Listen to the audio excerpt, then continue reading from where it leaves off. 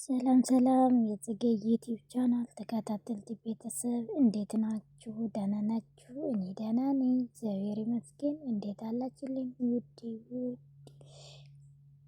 ቤተሰቦቼ ተከታተልልኝ። ዛሬም በአሪፍ ቪዲዮ መጥቻለሁ። ዛሬ ይዘላችሁ የመጣሁት ጽጌረዳ ድራማ ክፍል 37 ይዘላችሁ ቀርባለሁ። ለቻናሉ አዲስ የሆናችሁ ሼር፣ ላይክ፣ ሰብስክራይብ በማድረግ ቤተሰብ ሁኑ ይላችኋለሁ። አይተ መስፍን ወደ ቤት ይመጡና ሌላ ጫት የቃመት ነበረት። ከዛ ተሯሩጣ በርን ለመክፈት በጣም ጊዜ ፈጀት። ከዛ አይተ መስፍን ቤት ይገባሉ። ሌላ የሁሉም ጊዜ በር የቋቋሁ አንቺ ምን ሆነሽ ነው በር አትከፍቲም ይላታልና ጋሼ እኔም ስራ ስለነበርኩ ነው ትለዋለች። ጫት የቃመት ነበረትና ከዛ አይተ መስፍን ወደ ላይ እንደዚህ ሲያዩ ነሌላ ከዛ ጉርጫ ጠቅልላ አስገብቻ እንደዚህ ስለሆነ ሳያት አንቺ ምንድነው ያስገባሽ አፍሽ ያለ ምንድነው ይላታል። የጥርሴ መድኃኒት ነው ትላለች። ሌላ ምን መድኃኒት ነው የጥርሴ የምትይ ይላታል። አንቺ ምን አይነት መድኃኒት ነው ይላታል። እዚህ አንዴ ድንች ትላለች፣ አንዴ ደግሞ ቅመም አርጌ ጠለልኩ ጎመን ነው ያስገባሁት ትላለች። ቅመም አርጌ ነው ወደ ጥርሴ መድኃኒት ነው ያስገባሁት ትላለች። እና ጋሼ ንድፎ አልፈለግህም ትለዋለች። ነጥፎ ትላለች። ብልተፍ ነው የሚሻለሽ ብለው ይሄዳል አይተ መስፍን። ከዛ ነጥፎ ትላለች። ብልተፍ ነው የሚሻለሽ ብለው ይሄዳል። ከዛ ሳላ ላይ ቁጭ ብለው ከሌላ ጋር እያወራው ነበረ። ከዛ መሀል ላይ ነብዩ ይመጣል። ነብዩ እንዴት ዋላችሁ ብሎ ሲገባ ፊቱ ትንሽ ጥሩ አይደለም። ከዛ ነብዩ መጥተሃል እንዴት ነህ ይላታል። እኔ ደህና ነኝ ብለው ነብዩ ግን ዛሬ ፊትህን ጥሩ አይደለም፣ ምን ሆነሃል? ምን አጋጥመህ ነው ይላል። ኧረ ምንም አይደለሁም ስለደከመኝ ነው አባዬ ይላል። ስላገኛቸው ሌላና አይተ መስፍን ደንግጠዋል ሁለታቸው። እሱም ደግሞ ነኛ ነው እንደዚህ ሆነው ብለው ትንሽ ፍርሃት አለ ይሰማቸዋል ፊታቸው ማለት ነው። ሰው በሌላ እንደዛ እንደሆነ አያውቁም። ከዛ እኔ ደክመኝ ነው እንጂ ምንም አይደለሁም ምንም አልሆንኩም ብሎ እና አባዬ እኔ ትንሽ ደክመኝ ስለሆነ ወደ ክላሴ ገብቼ እረፍት አደርጋለሁ ይላል ነብዩ። ሌላ በጣም ደንግጣለች፣ በጣም ፈርቻለች። ወይኔ ተይዘን ነበረ እኮ ምናምን ትላለች። ከዛ እንደዛ ነው ግን እዚህ ነብዩ ግን ጥሩ አይደለም ዛሬ ምን እንደሆነ አላውቅም ናየው ክላስ ገብቼ ብሎ አይተ መስፍን ይሄዳል። እና ሌላ አንቺ ሻይ ሰርተሽ አምጥልኝ ብሎ ይሄዳል። ነብዩ ክላስ ሲገባ መኮንን ክላስ ላይ ልብስ የቀየረ እንደዚህ ያለ ሲያገኘው ነብዩ በር ከፍቶ ሲገባ ደንግጠዋል። አንተ መኮንን ምን ያሰራህ ነው የኔ ክላስ ላይ ይለዋል። እኔ ምንም አልሰራም። አንተ ትንሽ ድምጽ አታወጣም እንዴ? ለምንድነው እንደዚህ የምትገባው? አንተ ግን መኮንን አንተ እኔ ነው ችግር አንተ እኔ ክላሴ ምን ያሰራህ ነው አንተ? ቆሌ እኮ ነው የገፈፍከው ይላል ነብዩ ማለት ነው። አንተ ክላሴ ምን ያሰራህ ነው ንገረኝ እንጂ ወይስ አንተ እንዳለህ ሌላ አልነገረችንም ይላል ነብዩ። ነብዩና መኮንን ይጨቃጨቃሉ። አንተ ለምን አትነግረንም? አንተ ወይስ ሌላ ነው አልነገረችንም እንዳለ እኔ እሳቸው ሲመጡ እኔ ቀድሜ ስልክ ነው ማውራት ነው የገባሁ አንተ ክላስ ይለዋል መኮንን ለነብዩ። ታዲያ በስተናነ እኔ እኮ ቆሌ እኮ ነው የገፈፍከኝ ብሎ ይናገራል ነብዩ። ሌላ ሻይ እንዳታፍላልኝ ንገራት ራስ እያመመኝ ነው ይላል ነብዩ። ከዛ መኮንን እሺ እኔ ንገራት ብሎ ይወጣል ከነብዩ ክላስ ላይ። ሌላ ወደ መኮንን ትሄዳለች። ከዛ ወዲያ ምን እንደምታወራ እኮ እኔ አልገባኝም። ግን ከመኮንን ሁለታችን ተያያዘን ያለን እኮ ነው ይመጣብን ምናምን ትላለች። ከዛ አንቺ እኮ በቃ ገደል እኮ ገብተህ ነበረ ወደ ክላስ ሳገኘኝ ምናምን ይላታል መኮንን። ተው እባክህ አንቺ ግን እንዴት ነው እንደዚህ የምትሆኚው ይላታል። እኔ እኮ ሌላ ነኝ እኔ እኮ ሌላ ነኝ ትላለች። ፈርቻለሁ ይላል መኮንን። አረ ምንም አይፈጠርም እባክህ ተው ተው ትላለች። ሌላ ምንም ጣጣ የላት። ምንም ግን ዛሬ ማለት ነው ሁለታችን ስለተያያዝን በጣም ነው የጠቀመኝ ትላለች ማለት ነው። በጣም ነው የጠቀመኝና ለሰውዬው እኮ አሳምኛለሁ እኔ ድንግል እንደነበርኩ በደንብ አድርጌ ነው የሰማንኩ ትላለች ለመስፍን። ሌላ ማለት ነው ወረወረክ ድንጋይ በስብስብ በእድህ አስገቦ የሚባል እንደዛ ነው ለካ ትላለች። ዋ አንቺ ይላታል መኮንን።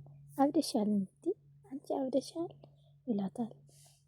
አንቺ ግን አብደሻል ምን ሆነሽ ነው እንደዚህ የምትይው ይላታል መኮንን። ከዛ አንተ ይገርምህ እሱ ሲመጣ እኮ በፊት ላይ አፌ ላይ የነበረ ጫትም በጣም እኮ የደነገጥኩ በጣም ደንግጬ ነበረ ትላለች። ሌላ አንቺ የምርሽ ነው እንደዚህ የምታወሪ ይላታል። የምርሽ ነው የእውነትሽ ነው ይላታል መኮንን። ኧረ ተው ቀስ ላውራ እንዳይሰሙብኝ ትላለች። ሌላ የሌላ ንግግሯ በጣም ነው መሰቀን በጣም ማለት እና እኔ አንቺሞ ምን አደረግሽ አንቺሞ እንዴት አደረግሽ ምን አልሽው ይላታል መኮንን። እኔ የጥርስ መድኃኒት እንደሆነ ነገርኩህ ምን አደርጋለሁ እኔ ሌላ ትላለች ማለት ነው። አንቺ ምን አይነት አንቲ ምንድነው የምትይ? ምን አይነት መድኃኒት ነው ያልሽው? የምን መድኃኒት ነው ያልሽው? እኔ ክፍለ ሀገር ያለሁ በፊት እንጨት ሲሰከም ውሃ ሲሰከም የምጠቀመው የነበርኩ እንደዚህ አድርጌ ነው የነገርኩ እኔ እኮ ሌላ ነኝ ትላለች። እዛም በውሃ ሲሰከም እንጨት ሲሰከም ድንግልና እንደፈሰሰ ነገርኩ እና አመነኝ ምናምን ትላለች። መኮንን በጣም ግርም ብለውታል እንደዚህ ስትለው። አንቺ ግን ምን አይነት ሀሳብ ነው የምትናገረው? እንዴት ነው እንደዚህ ያሰብሽው? እኔ እኮ ሌላ ነኝ እዚህ እኮ ሌላ ነኝ ይቅር እዚህ ሌላ ነገር ማድረግ የምችል ሰው ነኝ ትለዋለች። እንዴት ነው ያሰብሽው? ላት እንደዚህ ትላለች። ሌላም ከዚያም እና ችግር የለም ሁሉ ነገር እና አንቺ ብቻ ነው ማየት ያውቃ ትለዋለች። ሌላ መኮንን ከዛ መኮንን ደግሞ አሁን ሁለታችን እዚህ ቁጭ ካለን የሆነ ነገር ይጠራጠሩናል ሌላ ነገር ይመስላቸዋል እና እኔ ወደ ነብዩ እሄዳለሁ አንቺ ሻይ ሰርተሽ አምጪ ይላታል ማለት ነው። ከዛ መኮንን ወደ ነብዩ ይመጣል። አንተ ነገርካት ሻይ ሰራልኝ ይላታል። ነብዩ ነው መኮንን አዎ ነግሬያታለሁ ይላታል። ከዛ ቁጭ ብሎ አልጋ ላይ አንድ ላይ ከነብዩ ጋር ቁጭ ብለው ነብዩ በጣም ፊቱም ጥሩ አይደለም በጣም ተጨናንቆ ነው ያለው። ከዛ መኮንን ሲመጣ እንኳን መጣ እኔ የምነግርህ ነገር የጨናነቀን ነገር ልነግርህ ነው ይለዋል። ነብዩ ነው መኮንን ምን ሆነ ብሎ ይጠይቀዋል። መኮንን የሆነ ነገር ልነግርህ ነው ይለዋል። መኮንን ነብዩ እሺ ንገረኝ ምንድነው የመጨናነቅህ ይለዋል። እኔ ከፌቨን ጋር አንድ ላይ የተጫወተን ያለ የሆነ ነገር ትነግረኛለች እና በጣም በቃ ማመንና እንዴት አድርጌ መቀበል ነው እምቢ አለኝ ይለዋል። እና ፌቨን ያለችኝ ጽጌረዳ ታገባ ነው ይለኛለች እና እኔ ደግሞ እንዴት ይሆናል ብዬ ጽጌረዳ ስና እኔ ታፍቅረኛለች ጽጌረዳ ይላል። ነብዩም መኮንንም አዎ ትክክል ናት ታገባለች። አንተ ግን ሰምተሃል? አንተ ታውቃለህ? አዎ እንዴት አወቅህ? ይለዋል ነብዩ። እንዴት ነው ያወቀው? ጽጌረዳ አንዳንድ ነገር የምታደርገው ነገር ትነግረኛለች ለኔ ይለዋል መኮንን ለነብዩ። መኮንን ግን እንዴት ነው ያወቀው ሁሉም ነገር እኔ ሳላወቅ ይላል።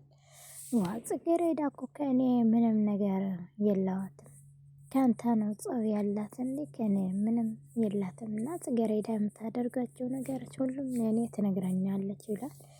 ከዛ እኔም ለአንተ ነግርህ እያሰብኩ ነበረ ይላል መኮንን።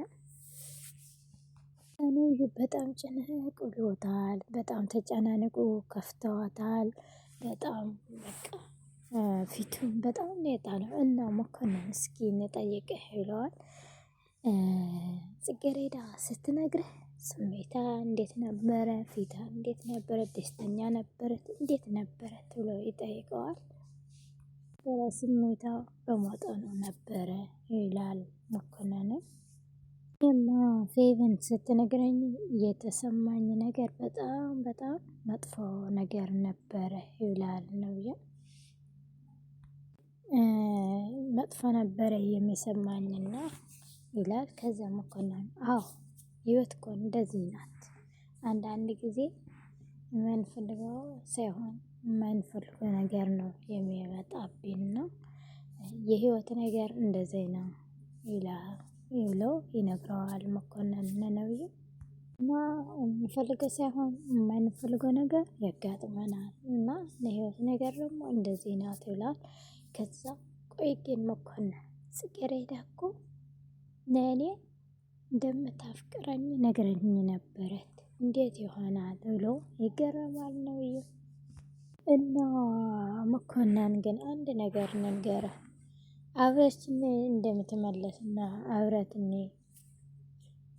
እንደምትኖር ግን እንዴት ይመስልሃል ብሎ አይ በኋላ ከተመለስን አንተ ደስተኛ አትሆንም ይለዋል መኮንን ለነብዩ። አንተ እኮ ደስተኛ አትሆንም እንዴት ይሆናል ብሎ ይነግረዋል መኮንን። ከዛ ነብዩ እኔ እኮ ለጽጌረዳ አልጠላኋትም ተናደድኩባት እንጂ አልጠላኋትም እወዳታለሁ ይላል ነብዩ። ከጽጌረዳ ምንም የኔ የተረዳኸው ነገር ካለ ከሰው መጥላትና ከሰው መናደድ ሁለታቸው አንድ አይደለም ብሎ ይናገራል ነብዩ። ከዛ መኮንንም አዎ ትክክል ነህ ነብዩ ይገባኛል ይረዳሃለሁ ይለዋል። እኔ እኮ በፊት ላይ ፌቨን ስትነግረኝ የሚናገረውና የሚጠብቀው ነው ያጣሁ ማመን እንዲያቃተኝ ይላል ነብዩ። ማድረግና ምን ማድረግ እንዳለብን ምን ማሰብ እንዳለብን ግርግር እንደገባን በቃ በጣም ይላል። ፌቨን ስትነግረኝ በቃ የማደርገው ነገር ነው ያቃተኝ ይላል ነብዩ። መኮንን ለነብዩ አንተ እኔ ይገባኛል ግን አንተ በአሁን ሰዓት አንተ የራስህ ህይወት መኖር አለብህ መጀመር አለብህ ብሎ ይነግረዋል ለነብዩ። እንደዚህ ነው ማድረግ ያለብህ ነብዩ አንተ ልጅቷ ለአንተ አትሆንብህም መተው ነው ያለብህ ብሎ ይነግረዋል መኮንን ለነብዩ።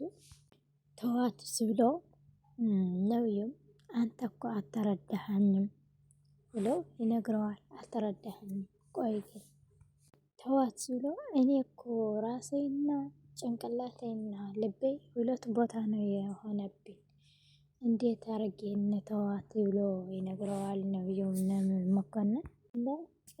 እኔ በጣም ሁለት ቦታ ነው የሆንኩ እና ምን ማድረግ እንዳለብኝ ምንም ማሰብ እንዳለብኝ በጣም ነው የጨነቀኝ ያለው ይላል ነብዩ ለመኮንን ይነግረዋል። መኮንን ነው አንተ ምንድነው የሚከብድህ ብሎ ይነግረዋል። ምንድነው የሚሆነህ እንደዚህ ለምን ብሎ ይናገረዋል። የማታፈቅራት ሴት ለገንዘብ ላይ የቀረበትህ አንተ ታፈቅርሃታለህ እሷ አታፈቅርህም ግን ነገ አንተ ትጎዳለህ። ማይሆን ቦታ ለአንተ አትሆንም። እዚህ ሴት ለአንተ አትሆንም። ለምን አተዋትም? የራስ ህይወት አትጀምርም ብሎ ይነግረዋል ነብዩ መኮንን ለነብዩ ማለት ነው። ማታፍቅረክ ሴት ለሌላ ሰው ስላፈቀራት ሌላ ሰው ስላገበች ነው የሚገርም የመጨናነቅ ለምን ብሎ ይቆጣዋል። መኮንን ለነብዩ መኮንን እኔ አንተ በገንዘብ ነው የምትገዛት ብሎ ሲናገረው መኮንን ለነብዩ ነብዩ ደግሞ ቆይ ግን መኮንን እኔ ገንዘበይ ፍቅር ከገዛልኝ ምን ችግር አለ ብሎ ይነግረዋል። ብቻ እኔ የምፈልገው ነገር ይግዛልኝ። እኔ ሀብታም ስለሆንኩ የምፈልገው ነገር ካደረኩ ለራሴ ነው፣ ምንም ችግር የለም ብሎ ይናገራል ነብዩ። እና ገንዘባችን ፍቅር ከገዛልን ምንም ችግር የለም። ይቅር እኔም አባዬም እንደዚህ ያደርግ ሞክሮ ነበረ ብሎ ይናገረዋል። ቆይ ግን እኔ እሷ ወላ ተፍቅረኝ እኔ ከፈቀርኳት በገንዘቤ ከገዛሁ ግን ምን ችግር አለው ብሎ ይናገራል ነብዩና መኮንን ደግሞ አንተ ግን የምርህ ነው እያወራህ ያለው የምርህ ነው ብሎ ይነግረዋል። የማወራህ እኮ እኔ ሀሳብ እየመካፍልህ እኮ እኔ እንደ ሀሳብ እንደ ወንድም እንደ ሁሉም ነገር ለጓደኛዬ ነው ሀሳብ እየከፈልኩ ያለው እንጂ ሌላ ነገር አንተ ትወስናለህ ብለው ይናደዳል ነብዩ። እኔ ብቻ የምፈልገው ነገር ከገዛሁበት ብሬ ምንም ችግር የለም ብሎ ይናገራል። አይገባህም እንዴ አትረዳም? እኔ እኮ በሀሳብ በዚህ በጭንቀት እኮ ራሴ ፈናዳ ነው። አንተ ሌላ ሀሳብ ስለምትሰጠኝ እንተ ኔጌቲቭ ነው የምትሰጠኝ ብሎ ይናደዳል ነብዩ። መኮንን ግን ለምንድነው እንደ ወንድም እንደ ሁሉም ነገር አንተ ለምን ጥሩ ጥሩ ሀሳብ አትሰጠኝም ይለዋል። ከዛ መኮንን ነብዩ ምን ሆነሃል? ወደ ራስህ ተመለስ ብሎ ይነግረዋል። አንተ ወደ ራስህ ተመለስ፣ አሁን የምታወራው ነገር ነገ የሚጠፋ ነገር ነው። ለምንድነው የራስህ ህይወት አትጀምርም? የራስህ ህይወት አትመራም ብሎ ይነግረዋል መኮንን ለነብዩ። ግን ምን ሆነሃል? በትክክል ምን የሆንካ ነው? አንተ የራስህ ህይወት መኖር አለብህ ብሎ ይነግረዋል። አዎ ትክክል ነህ፣ እኔ ግን በራሴ እያሰብኩ ነበረ ብሎ ይናገራል ነብዩ። ትክክል ነህ መኮንን፣ እኔም የሚሰማኝ ነገር እንደዛ ነው፣ የራሴ ህይወት ለመጀመር ብሎ ይናገራል ነብዩ። እኔም በቃ አላቅም ብቻ ምን እንደማደርግ እንዳለብኝ። አንተ ምን ሆነሃል ብሎ ይጠይቀዋል መኮንን ድጋሜ። እኔ በቃ ልቦናዬ እምቢ ብሎኛል፣ መቻልም መታውን ሁሉም ነገር እምቢ ያለኝ ነው ብሎ ይናገራል ነብዩ ለመኮንን። አስበዋል እሳት ስታገባ እኔ ቆሞ እንዴት ነው የሚያያት እንዴት ብሎ ይናገራል ነብዩ። መኮንን ነብዩ ምንም አይነት መጥፎ ነገር እንዳታስብ፣ መጥፎ ነገር እንዳትሰራ ብሎ ያስጠነቅቀዋል። እና መኮንን እኔ በቃ እንዴት ማደግ እንዳለብኝ እንዴት በቃ በቃ ጭነት በቃ ብሎኛል፣ እንዴት ማቻል እንዳለብኝ ግር ገብቶኝ ነው ያለው ብሎ ይናገራል ነብዩም ለመኮንን። ነብዩ አዳምጠኝ፣ አሁን የሚነግርህ ነገር አሁን ያለኸው ስሜታዊ ነገር የስሜትህ በትንሽ ጊዜ